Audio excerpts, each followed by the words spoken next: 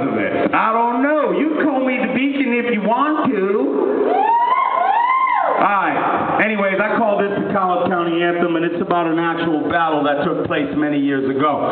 If you feel so inclined at certain parts, please kick in. Tasha, I know you don't even need that fucking paper. No. Alright. Many, many years ago, when weed was pot, not jank, back before crystal was the bomb, back when it was crank, College was split in two. Two groups ruled the county, but a showdown was a brewing for control, the biggest bounty.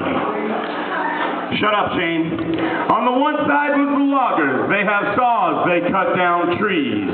Work that would make most men fall down on their knees. Flannel wearing fellas, they chewed Copenhagen at 10. Brothers fucked their sisters, what they did back then. What? Ooh, hey. Alright.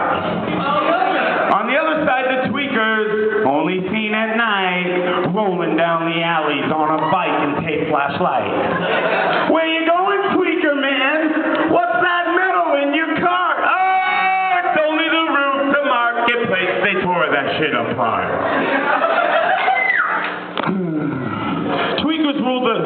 Loggers ruled the day, making sure that all was proper. Tweakers ruled the night on bikes in search of copper.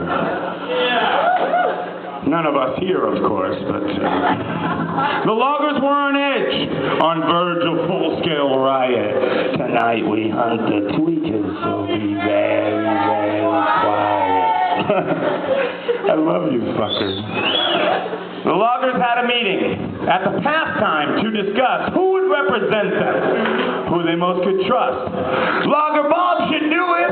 He's got the best John Deere. I'll do it, everyone. I'll need my Romeos and rigging gear. How come loggers think that clean rigging gear is like top of the line shit? Am I right? Just throw on my corks and some rigging gear. Let's go to the homestead. Masthead, homestead, whatever the fuck it's called. Sorry. Okay.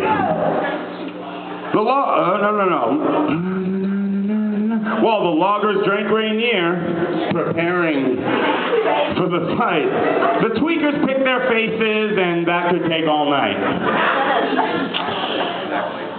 Finally, someone spoke up. Who will lead us into battle? No shit. Only sounds of snorting lines and a little aluminum rail. I'll do it, said a woman with headphones connected to the air.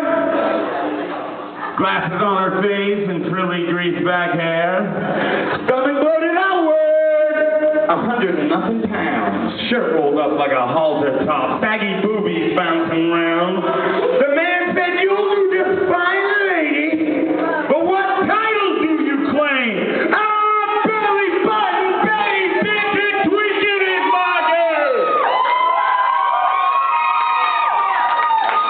37 years ago, that fateful night arrived. The two would meet at the river. Only one would leave alive. They met out at the rock. It was dark, but she could see. Logger Bob was waiting, standing by the tree, doing the windmill. Betty's hands were shaking. Her blood began to boil. She reached into her fanny pack, pulled out her straw and foil. Said, "Wait one little minute. I need another hit." Logger Bob was curious. He said, "Let me try that shit." Betty handed the shit to Bob, who ripped with all his might. Seconds later, Bob was high, soaring like a kite. Sirens in his head. The bells began to ring, and then the ringing stopped, and Barry White began to sing. Betty is your first, your last, your everything. That's a panty dropper. He told me that. Still hasn't worked for him. Well, it depends. Okay. He took Betty by her headphones, turned that tweaked out bitch around, dropped his Carhartt jeans, and started getting down. After that, they ruled together, always hand in hand.